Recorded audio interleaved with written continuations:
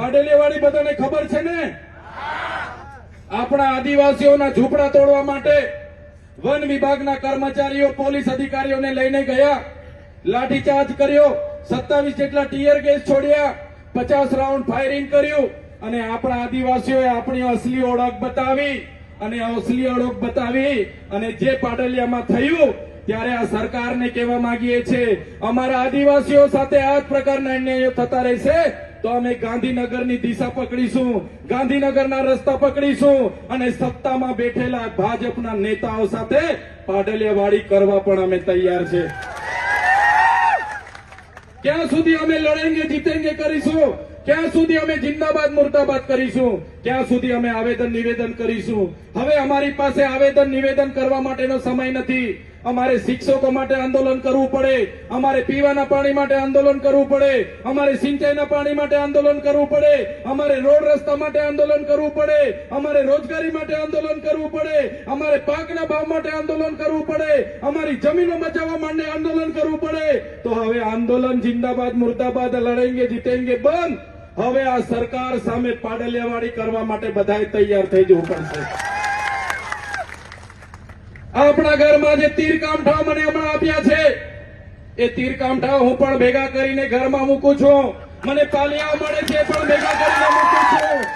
મને ધારિયા મળે છે એ પણ હું ભેગા કરીને મૂકું છું. મને ફાલા મળે છે એ પણ ભેગા કરીને મૂકું છું. અને તમને પણ કહેવા માંગુ છું, જ્યાં પણ આદિવાસી સમાજનું સંમેલન હોય ત્યાં ગિલોડી લઈને જજો, ત્યાં ગફેડ લઈને જજો, ત્યાં તીરકામઠું લઈને જજો, ત્યાંથી પાલિયા ભાલા પણ લેતા આવજો અને ઘરમાં મૂકજો. જે દિવસે જરૂર પડશે તો આપણા ઓજારો લઈને રસ્તા પર ઉતરવું પડશે. આ સરકારને આ મંચ પરથી કહેવા માંગીએ છીએ, અમારા ઘરમાં મૂકેલી એ ચાહે ગિલોડી હોય, એ ચાહે ગફેડ હોય, એ ચાહે તીરકામઠા હોય, એ ચાહે ભાલા હોય, એ ચાહે પાલિયા હોય, એ ચાહે ધારિયા હોય, એ અમે અમારા ઘરમાં શણગાર માટે નથી મૂક્યા. જે દિવસે અમારા આદિવાસીઓ સાથે હેરાનગતિ થશે એ દિવસે સરકાર સામે ઉતરવા માટે અમે મૂક્યા છે ને લઈને ઉતરીશું. સાથીઓ, આજે મેં તમને કહેવા માટે આવ્યો છું, 30 વર્ષ સુધી આપણે બધા ભાજપ ભાજપ ભાજપ કરીને કોંગ્રેસ કોંગ્રેસ કરીને એમને આપ્યા છે. આગળ 50 વર્ષ એક હપ્તું કોંગ્રેસનું શાસન હતું. હમણાં 30 વર્ષથી તાલુકા પંચાયતથી લઈને કેન્દ્ર સુધી છેલ્લા 11 વર્ષથી ભારતીય જનતા પાર્ટીનું શાસન છે. સંવિધાનમાં આપણને આર્ટિકલ 335 અંતર્ગત અનામત મળી છે. 15% અનામતનો આજે અમલ નથી થતો. 100 માંથી જો 15% આદિવાસીઓને લેવાનો જે આપણો કોટો છે એમાં 40% માર્કની આ લોકોએ કટઅપ મૂકી દીધું છે. એના લીધે આપણા વર્ગ 3ના કોઈ પણ હોય, તલાટી હોય, ગામ સેવક હોય કે પોલીસ અધિકારીઓ એ જગ્યા ભરાતી નથી. જે પ્રકારે આપણને રિઝર્વ મળ્યું છે એનો અમલ થતો નથી. તમે આજે જોતા હશો આપણને જે કાસ્ટ સર્ટિફિકેટો મળી છે એને પણ આ ભાજપના લોકોએ આખા ગુજરાતમાં લાખોની સંખ્યામાં મેળવડા કરીને એમણે વિતરણ કર્યા છે. જેના કારણે આદિવાસીઓના કોટામાં બિન આદિવાસીઓ, ખોટા જાતિના પ્રમાણપત્ર લેનારા બોગસ આદિવાસીઓ આજે શિક્ષણમાં અને નોકરીઓમાં ઘૂસેલા છે. આજે આપણા વિદ્યાર્થીઓને જે પોસ્ટ મેટ્રિક શિષ્યવૃત્તિ મળતી હતી એ પણ મેનેજમેન્ટ કોટા અને વેકેન્ટ કોટામાં આજે છેલ્લા 1 વર્ષથી બંધ કરી દેવામાં આવી છે. એવા અનેક પ્રશ્ન છે. આપણા વિસ્તારમાં જે વન અધિકાર અધિનિયમો છે એ અંતર્ગત જંગલ જમીન ખેડતા ખેડૂતોને સનતો પણ આપવામાં નથી આવી. જે લોકો આ ડેમોમાં જમીનો ગુમાવી છે એમને વળતર પણ નથી આપવામાં આવ્યું. ત્યારે હું તમને કહેવા માંગુ છું, આવનારા દિવસોમાં ગુજરાત સરકારનું બજેટ સત્ર વિધાનસભામાં મળવાનું છે. ત્યારે 16 ફેબ્રુઆરીથી લઈને 26 માર્ચ સુધી મળનારા બજેટ સત્રમાં જો સરકાર આદિવાસીઓના વર્ષો જૂના પ્રશ્નોનું નિરાકરણ નહીં આવે, અમારી આગેવાનીમાં ખૂબ મોટા આંદોલનો થવાના છે અને તમને આહવાન કરીશું એ દિવસે તમારે ગાંધીનગર પહોંચી જવાનું છે. તમારે આત્મા જગાડવો પડશે. સમસ્યાઓ તો ઘણી હોય છે.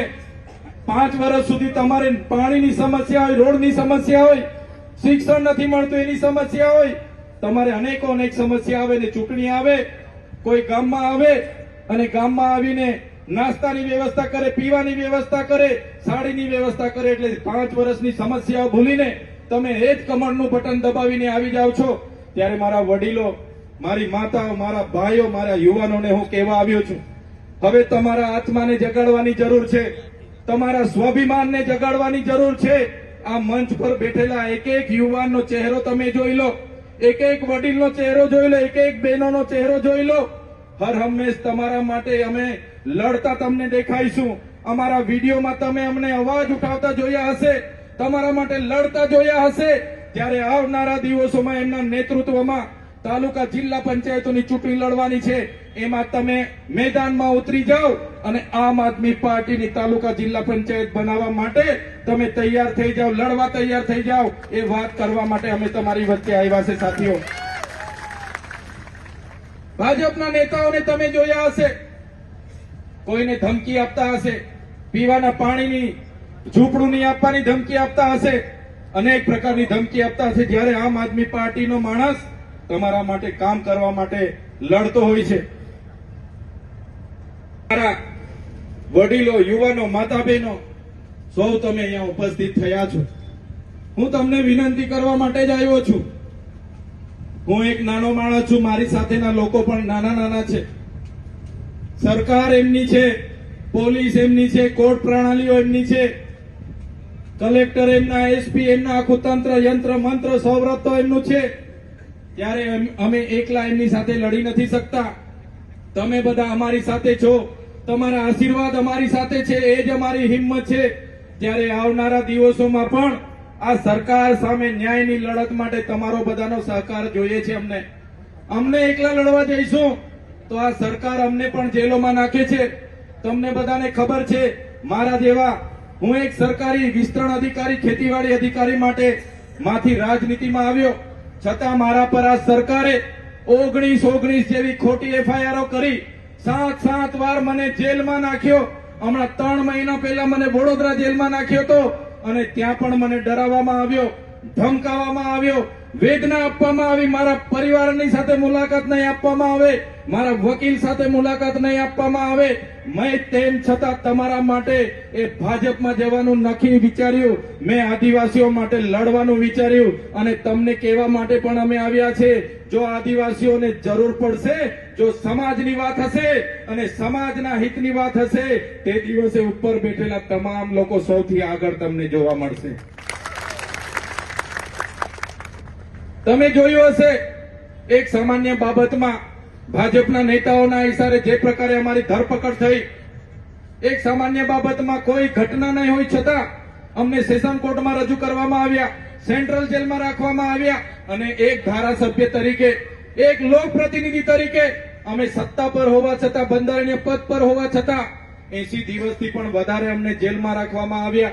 ત્યારે મારા વડીલોને, મારી માતાઓને કહેવા માટે આવ્યો છું, આપણે આમની સામે લડવા ઉતરીશું તો એ લોકો આપણને ગાંઠવાના નથી. પણ જે પ્રકારે આ તમારા દીકરાને આ લોકોએ જેલોમાં વારંવાર નાખવાનું કામ કર્યું છે, અમને હેરાન પરેશાન કરવાનું કામ કર્યું છે, આ મંચ પર બેઠેલા દેવેન્દ્રભાઈ મેડા હોય, રાજેશભાઈ સરપંચ હોય, અનિલભાઈ ગરાસિયા હોય, નરેશભાઈ બારિયા હોય કે રાકેશભાઈ બારિયા, અમારા પર જે પ્રકારે કેસો કરવામાં આવે છે, ત્યારે મારા વડીલોને, માતાને કહેવા માટે આવ્યો છું કે એમનો જવાબ આવનારી તાલુકા જિલ્લા પંચાયતની ચૂંટણીમાં તમારે બધાએ લેવાનો છે. આજે તમે જોઈ લો, કોઈ પણ વ્યક્તિ જેલમાંથી છૂટે તો પોલીસ ખાતા દ્વારા એવું સોગંદનામું રજૂ કરવામાં આવે કે વ્યક્તિ આ ગુજરાત છોડીને બહાર ન જવો જોઈએ. મોટો આરોપી હોય તેનો પાસપોર્ટ જમા કરવામાં આવે કે ભાઈ આ આરોપી દેશ છોડીને બહાર ન જવો પડે, બહાર ન જવો જોઈએ. ત્યારે આ તમારા દીકરાને જ્યારે જેલમાંથી જામીન થવાના હતા, ભાજપના નેતાઓના ઇશારે એ પ્રકારની સોગંદનામું રજૂ કરવામાં આવ્યું કે ચૈતર વસાવાને નર્મદા જિલ્લામાં પ્રવેશ નહીં આપવાની શરતે નામદાર હાઈકોર્ટ દ્વારા જામીન આપવામાં આવ્યા. હવે સાથીઓ, તમે વિચાર કરો, આ લોકશાહીમાં 1 લાખથી પણ વધારે મતથી જે જનતાએ મને ચૂંટ્યા છે, એ ડેડિયાપાડા અને સાગબારાની જનતા માટે એકવાર જોરદાર તાળીઓ પાડી લો.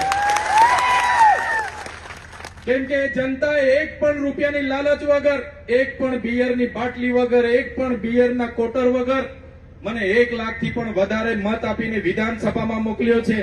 ત્યારે આજે તમે જોઈ લો, આ ભાજપની સરકારે મારા ડેડિયાપાડામાં જવા માટેનો મને પ્રતિબંધ ફરમાવ્યો છે. ડેડિયાપાડાના લોકોએ મને મત આપ્યા, મને ધારાસભ્ય બનાવ્યો, ત્યાં મારું કાર્યાલય છે, ત્યાં મારું ગામ છે, મારું ઘર છે, મારો પરિવાર રહે છે, પણ આ ભાજપની સરકારે મને ત્યાં જવા માટે પ્રતિબંધ મુકાઈ દીધો છે.